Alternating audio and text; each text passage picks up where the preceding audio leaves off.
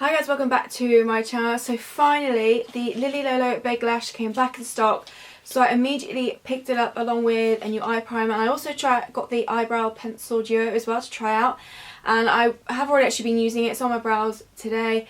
I actually really quite like it. It only comes in two shades, light and medium brown, so not much variety, and I'm not necessarily a huge fan of the highlighter on the other end, but the actual pencil itself I think is really quite nice.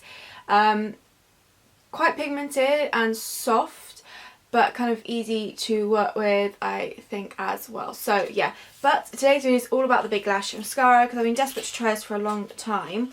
This retails for £13.50, which I don't think is too bad. So it comes in the standard black packaging. I think the natural one came with a white tube and then a black top, whereas it's all black and sleek. It doesn't say much on the website about it. It just says it says, fans of our original mascara, this one is for you, which I wasn't a fan, so that's that. Discover our new Big Lash mascara and experience your fullest, longest, biggest lashes yet. Now, I have a feeling I might prefer this one over the last one, just because I do prefer volumizing mascara a lot. So I'm intrigued by it, and when I saw the wand of it, the shape of it reminded me very much of my Kiko Extra Sculpt Volume Mascara, which is possibly my ultimate favourite mascara in terms of just my general cruelty-free stuff. So I'm excited to try this out. It says that it's quick drying, which is always good, suitable for sensitive skin, fragrance and silicone free, and vegan friendly as well. So yeah, I'm really excited to give this a go. So I purposely haven't put any eyeshadow on just so we can really see the full effect. What I have done is set my lids. Now, if you experience a lot of smudging sometimes with mascaras, if you do suffer from oily lids, it's always quite good just to set your lids and set under your eyes. It really will help prevent any smudging, because if you've got long lashes, especially if they touch the top and you've got any oils sitting there, it will slightly remove mascara, and that's when you get smudging. So just try setting lid and below just to make sure you do prevent the smudging, and then you can really see if it's the mascara or if it's just that you've got oily lids and stuff like that. So yes, let's give this a go. I'm going to do one eye and leave the other one so we can just compare the two. So I will zoom in a bit more. So when you pull it out, there's not like a ton of product on there. There's some on the end, but it's not, you know how some new mascaras, it can be really wet and coated really well. This isn't like that, so that's good. I find that it means it's going to be less messy. I slightly prefer a more thicker drying formula over a really wet one, just because it's just easier to work with. I'm going to do this eye.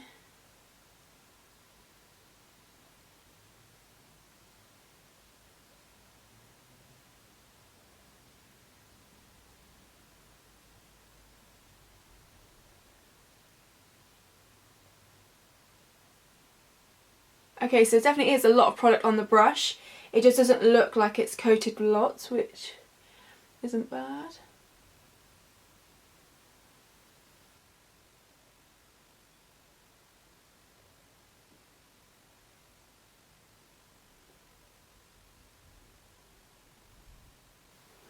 Now I am going to be doing a wear test just to see if it does smudge even with the setting of the lids and stuff, and just see how well it lasts.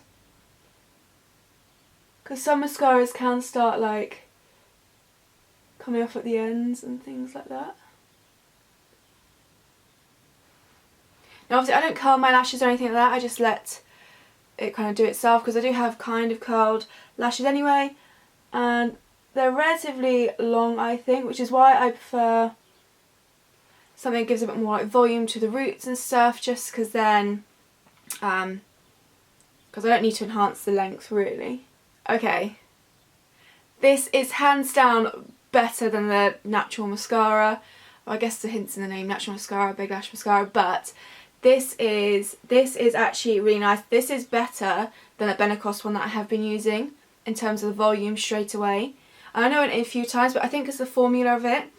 It's kind of, it doesn't seem coated, but obviously it is coated, but it's not like a wet consistency. It's slightly more thicker on the lids. I did get some on my lid a little bit, just because it's quite a thick brush, but it does definitely remind me of my Kiko Extra Sculpt Volume Mascara. So yeah, I'm actually very impressed. I do feel like if I build it up too much more, it's going to do exactly what my Kiko one does, and it starts to clump up. I mean, some people like that, like the quite thick lashes. I do, but you do need to be slightly careful with that. Yeah, so you just need to be slightly careful with that, but I think that looks really, really nice. I'm going to do the lower lash line. I haven't dumped it back in, I'm just using whatever is left. The brush, and this is where you have to be careful, especially with a thick brush. That's where it's a tendency to accidentally get on the skin.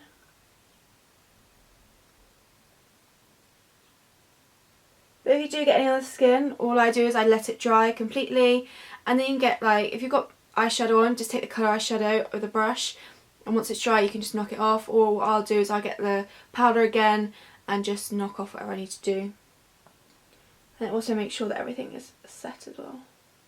Okay, so let's just go ahead and do the other eye, and then I can clean up everything.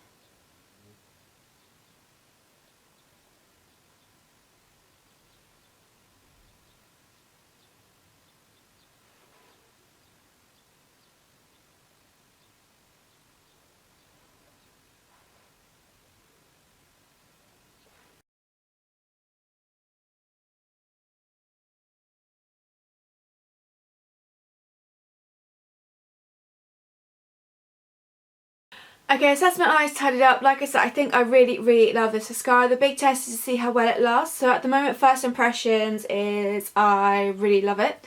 But we'll have to see how well it lasts. So it is 8:30 in the morning. I will come back after work, see how well it has held up, and stuff like that. But yeah, definitely for someone like me who prefers the volume over the length, I definitely feel it's given the impact that I want to my lashes.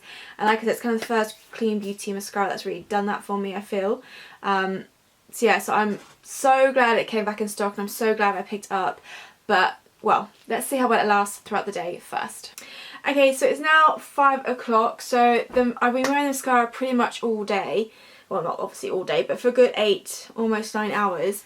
And it has held up really well. And you can see my eye, where I put the powder on my eyes, it's starting to crease as it was starting to show through.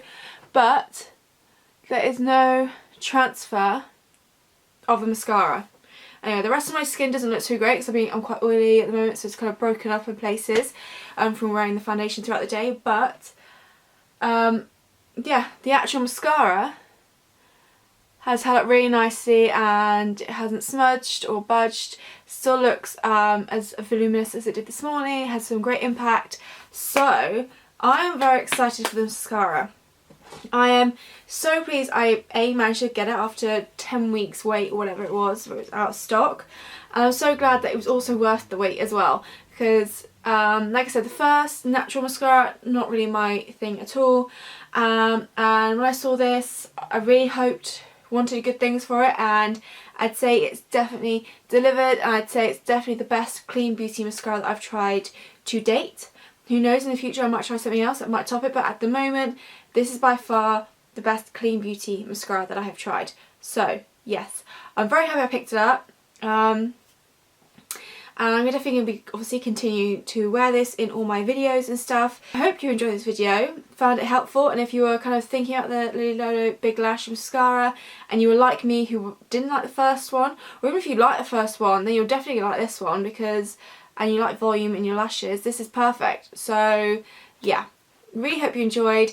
Thank you so much for watching, and I'll see you in my next video.